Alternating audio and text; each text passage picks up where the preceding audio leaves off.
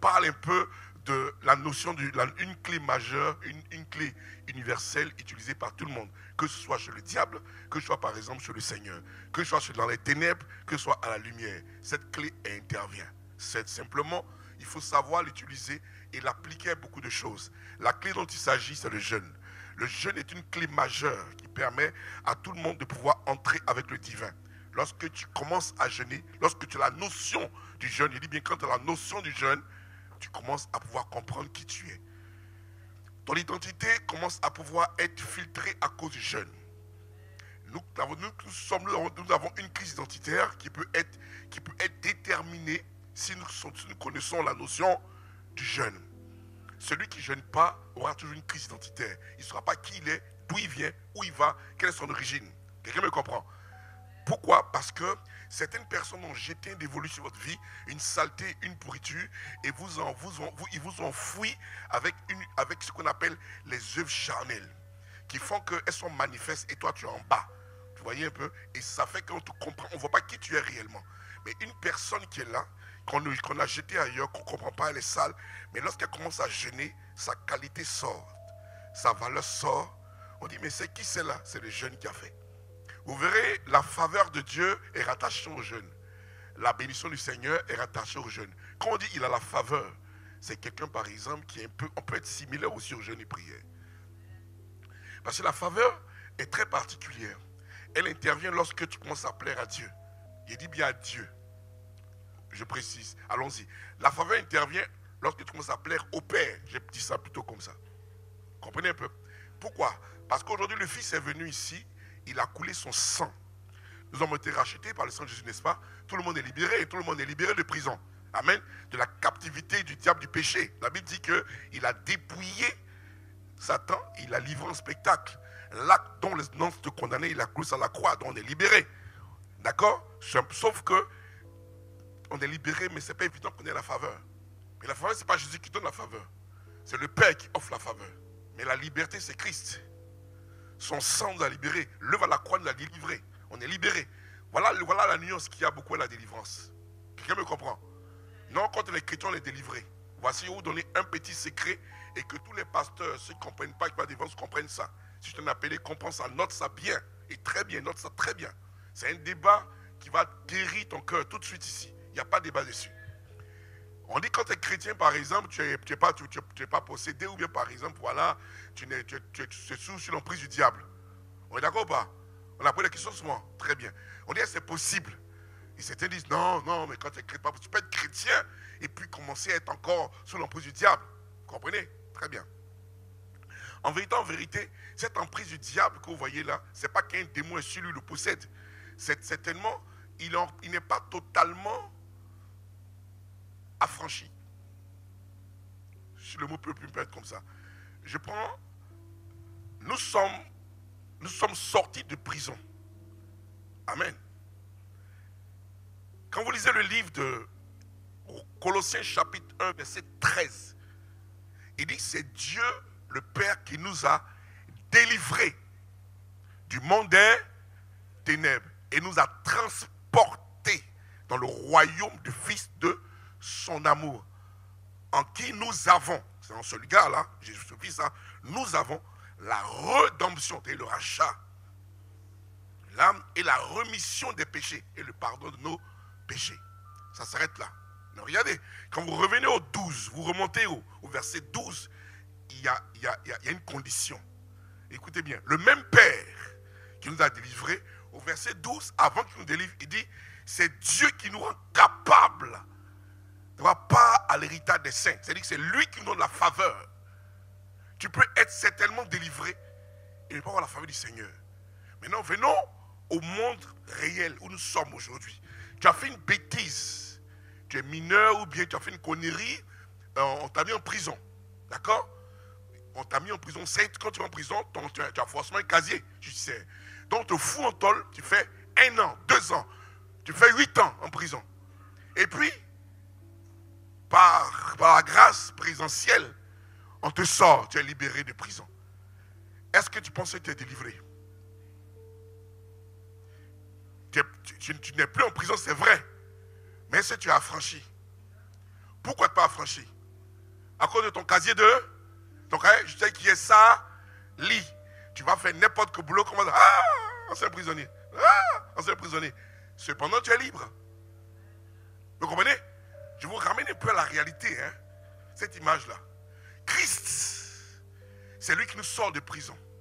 Le Père, il doit nous effacer le casier judiciaire qu'on appelle la faveur. Tu peux sortir de prison sans travailler. Et puis être frustré parce que tu t'es mis en prison pour te manger. Tu es au bâtiment C, elle est criminelle, mais tu étais tes gars.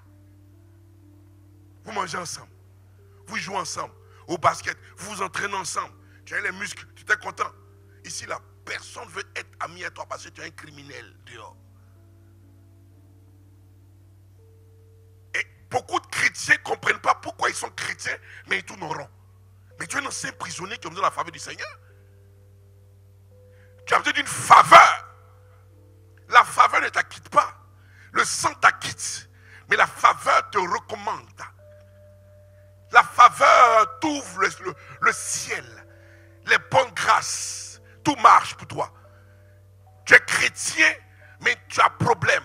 Tu es chrétien, mais tu es endetté. Tu es chrétien, mais tu souffres. Tu es chrétien, il te faut la faveur de Dieu. Et cette faveur-là, elle s'obtient avec la clé du jeûne et dans la prière.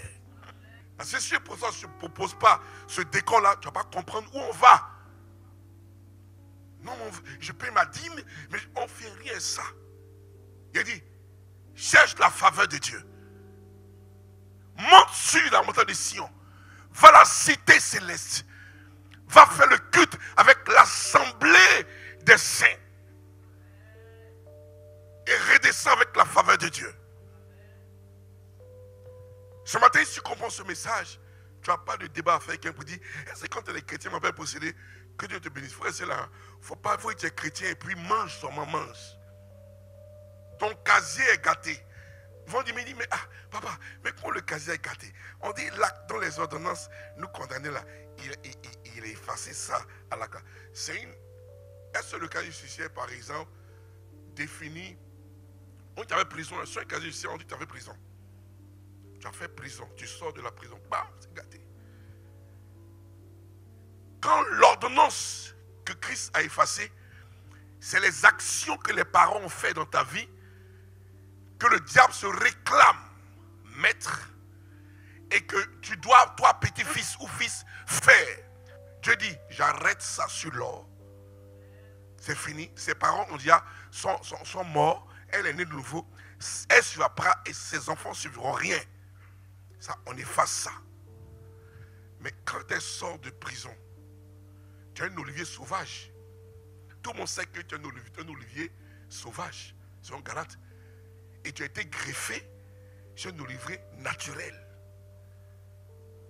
Donc on connaît Israël et puis les gentils, ou Israël et nous. On nous connaît. Donc souvenez-vous qu'on ne peut pas se permettre de pouvoir se limiter au sang de Jésus comme libération.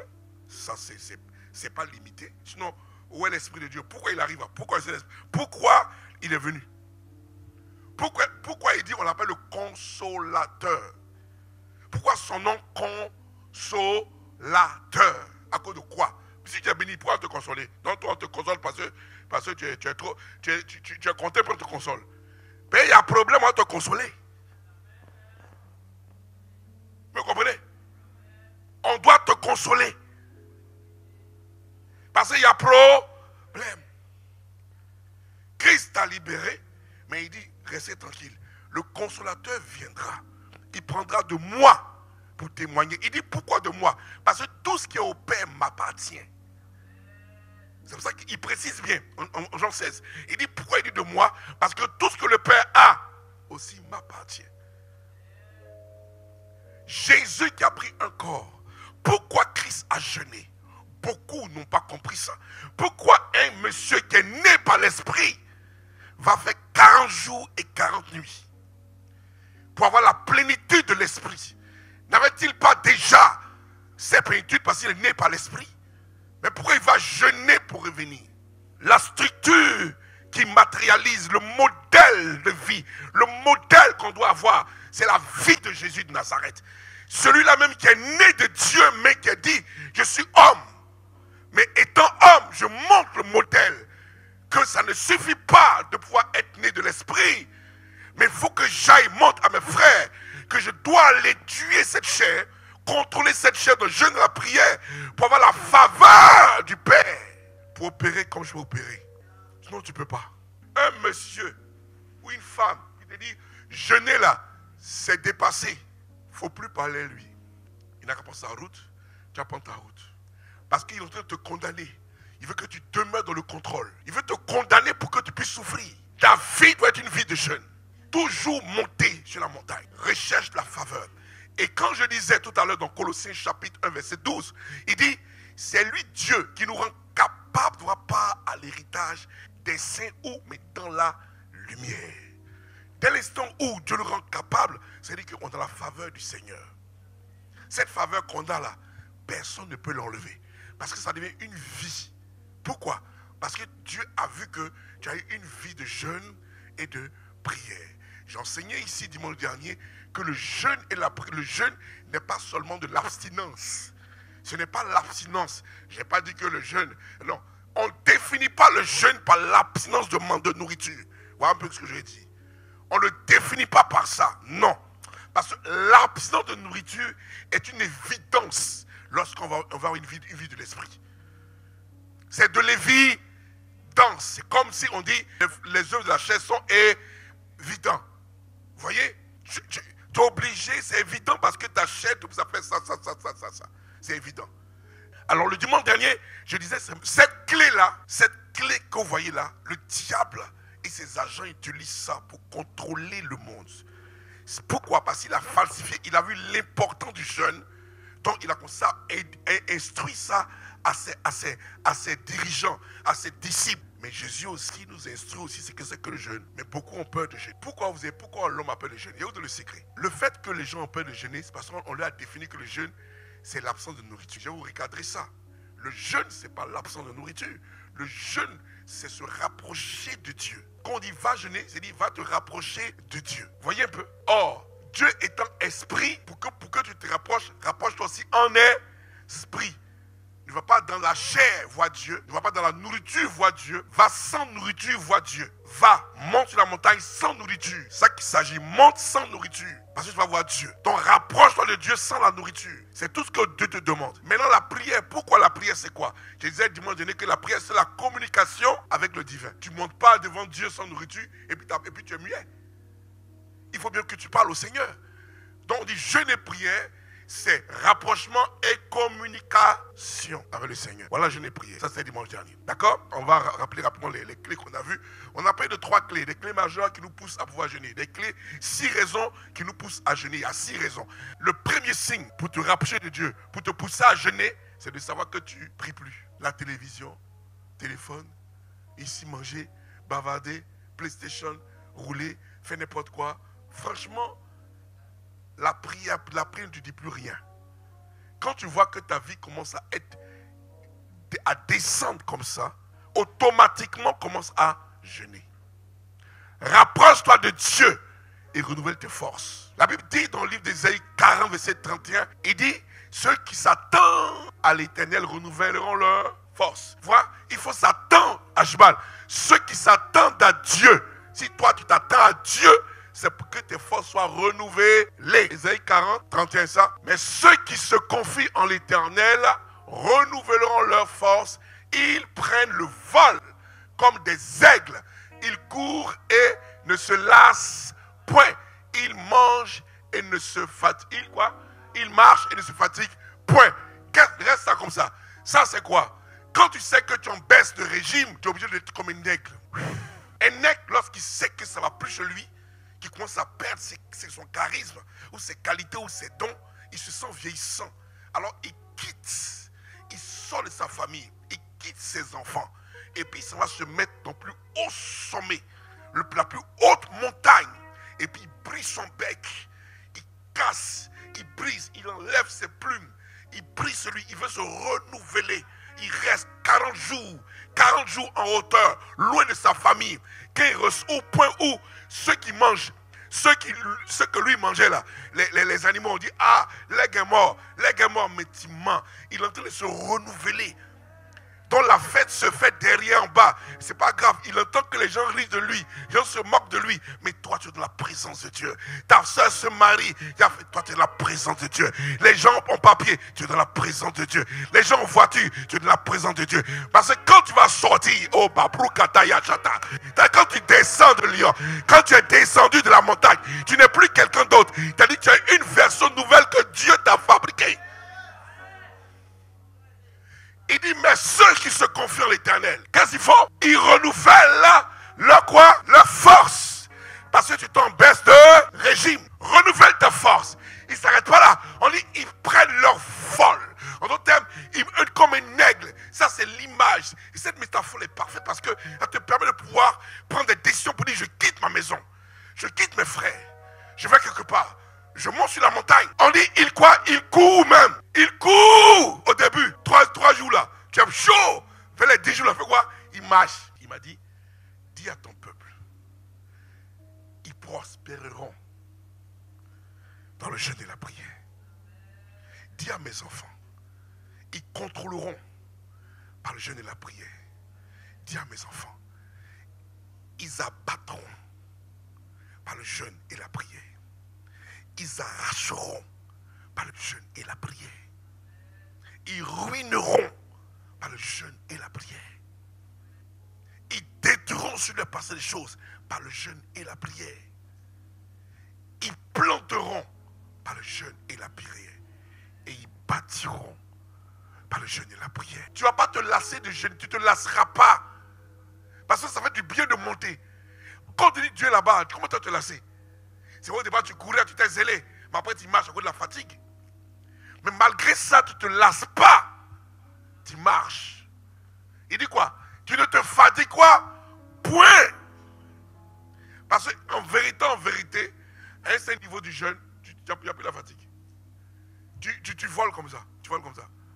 Tu voles comme ça. Tu es dans l'air comme ça. L'esprit te monte comme ça. Tu es content. C'est parce qu'il y a l'air de descendre que tu as descendu. Tu veux rester encore. Tu as vu, c'est de ça qu'il s'agit. Que ce verset-là soit marqué en stabilo sur votre Bible.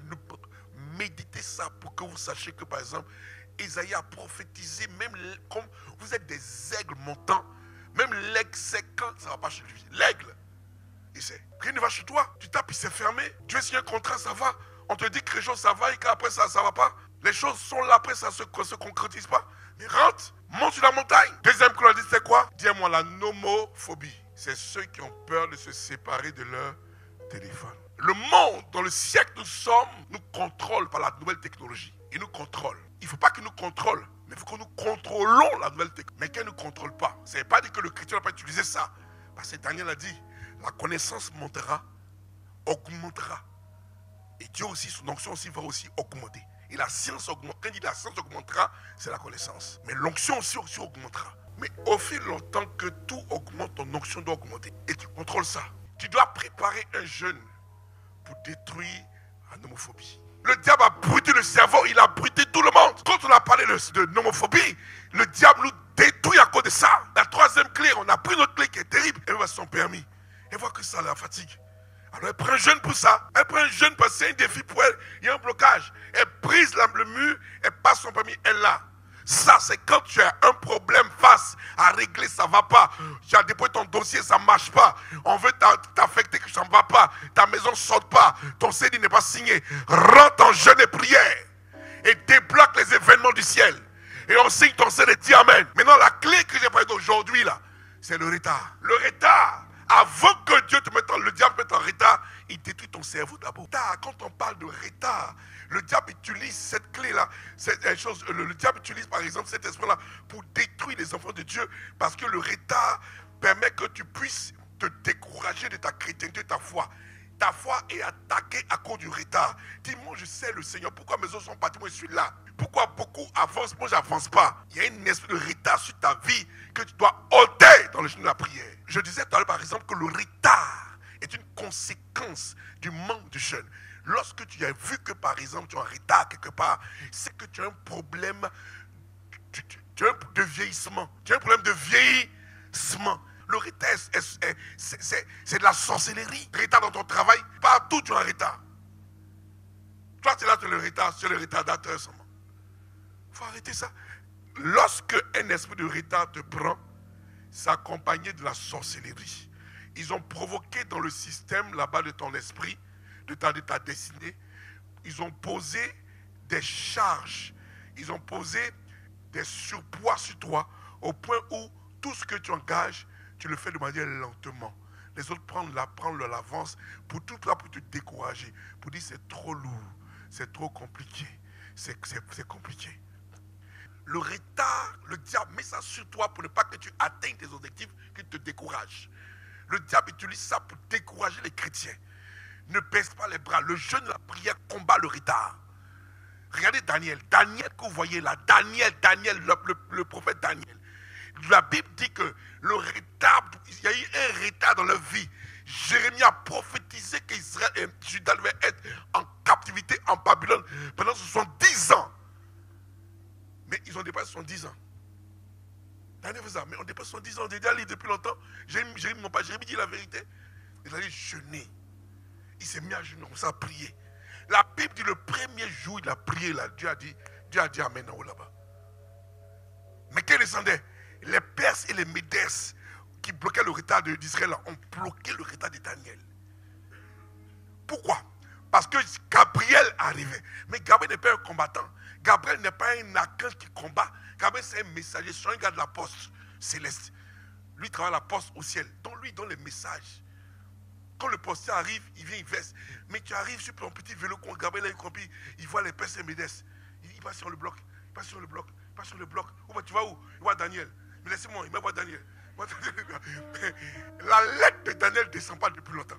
Et le vélo de Gabriel et la lettre de Daniel, tout ça là, c'est bloqué là-bas. Mais Daniel continue à prier et ça gêne le Seigneur au ciel. Il dit, mais quel est ce cri que j'entends pendant qu'il y a longtemps j'emmenais Gabriel. Michael, va voir ce qui se passe. Oui, mon père.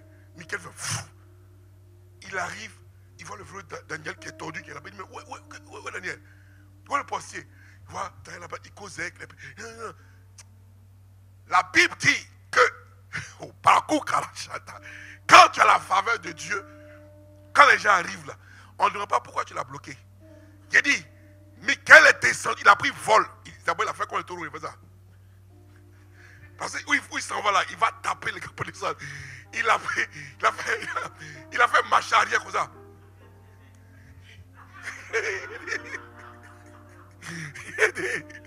Ma vie, 2 vols il a soulevé. Oh, faut acclamer le Seigneur. 2 vols il a soulevé. Il a soulevé Gabriel. Il dit pas si tu as pas dit, ouais. Ils sont descendus chez Daniel. Gabriel n'a pas compris, il en bas d'un coup.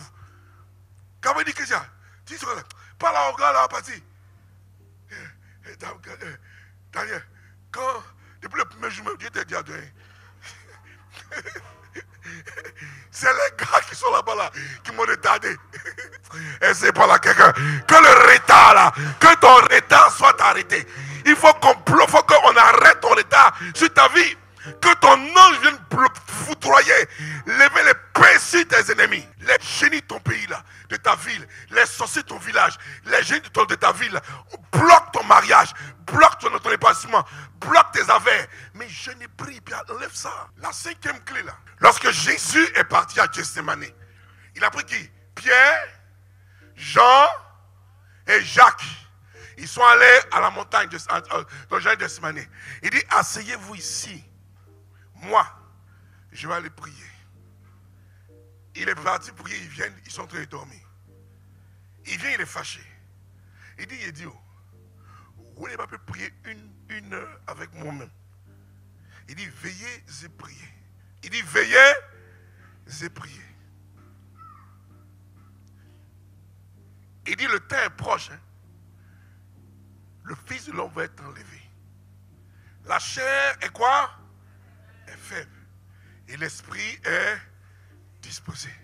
La 5e clé, c'est lorsque l'ennemi arrive à prévaloir ta chair plus que l'esprit. C'est-à-dire, il veut ta volonté, mais pas celle de Dieu. Ils veulent tes idées, mais pas celles de Dieu. Ils veulent tes projets, mais pas les projets de Dieu. Mais Proverbe est simple dedans. Proverbe chapitre 19, verset 21 dit, l'homme a des projets dans l'esprit, mais dans toutes ces choses, c'est la volonté qui s'accomplit. C'est le dessein de Dieu qui s'accomplit. L'homme a des projets dans l'esprit, mais dans toutes ces choses, c'est le dessein de Dieu qui vont s'accomplir. Ok, alors, ta chair doit se taire et ta chair ne doit plus parler. Le diable veut contrôler ta volonté. Ton âme que tu vois là, j'aime m'attarder dessus que tu comprennes parce que c'est très important. Ton âme là, je dis ton, mais c'est pour toi.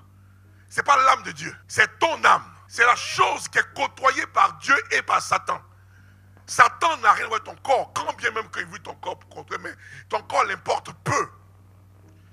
Mais pour contrôler ton âme, il faut bien qu'il rentre ton corps. Mais ça l'importe peu. En fait, je veux dire, ceux pour lesquels on casse ta maison pour aller voler là, c'est pas ta maison qui intéresse le voleur. Hein. C'est ce qui est dans la maison qui est le voleur. Faux. Donc, je rentre dans ta maison pour aller voler quelque chose. Il va dire, il est dans ma maison, il est ma maison. Il ne fait rien à ta maison. Hein. Il veut ton argent. C'est ça, il veut. C'est ça, il veut voler dans ton truc. Donc, ta maison là, qui est ton corps là, Satan ne fait rien ça. Vous comprenez? Satan entre dans ton corps pour contrôler ton âme. C'est dedans. Me suivez ou pas? Très bien. Donc, quand un gars est possédé là, une personne est parmi nous ici. La maman de cette personne-là a subi la sorcellerie dans son foyer. Au point où la fille a vécu, je pourrais dire, un enfer dans la maison. Cette jeune dame est parmi nous. L'esprit qui a fatigué sa mère et on veut fatiguer sa vie. Au point où il y a une instabilité qui se répète dans son foyer. Elle ne comprend pas. On veut l'isoler de son foyer. C'est toi, lève-toi ma fille. Et l'Esprit de Dieu veut s'occuper pour briser, pour annuler ça. Lève tes deux mains sur moi. À partir de cet instant, la sorcellerie qui t'a été infligée par le lien de ta mère, Dieu me dit ceci: tu ne vivras pas ce que ta mère a vécu. Tu n'es pas né pour vivre ça. Ils ont changé ta destinée. Mais l'Esprit veut rétablir les choses, l'événement dans le ciel. Tu as été minimisé. Tu as été maltraité. Ils ont volé ta joie, volé ton épanouissement. À partir d'aujourd'hui, que la mort qu'ils ont mise ta vie là est partie. Je vois la séparation dans ton esprit que Dieu est en train de faire aujourd'hui. Il est en train de renouveler tes forces. Waouh, Kabbalah Sheke. Touche! Je sépare ton esprit. Oh my God, posez-la doucement. Vite! Doucement, le côté. Et chassez-moi cette sorcellerie. Elle a besoin de restauration. Au nom de Jésus de Nazareth. Au niveau du retard, que personne ne soit surpris. Lorsque tu sens que tu as fait une fois un échec, deux fois un échec, soupçonne le retard autour. La solution à ça, c'est le jeûne et là. Il y a des situations où on dit elle est malade, mais ce n'est pas la maladie qui est le problème. Non, c'est peut-être le mariage ou l'enfantement ou le travail. Mais dès l'instant où tu chasses cet esprit-là, tout en ordre, elle est guérie et puis tout marche. Oh, tu as chassé un domaine, mais ça rétablit tout le reste. Le diable fait ça. Ça, c'est l'esprit de ceux de retard qui fait ça. Il faut qu'on le chasse. Le jeûne casse le retard. Le jeûne rétablit ta position et rattrape le temps perdu. Quelqu'un me comprend? Quelqu'un me comprend?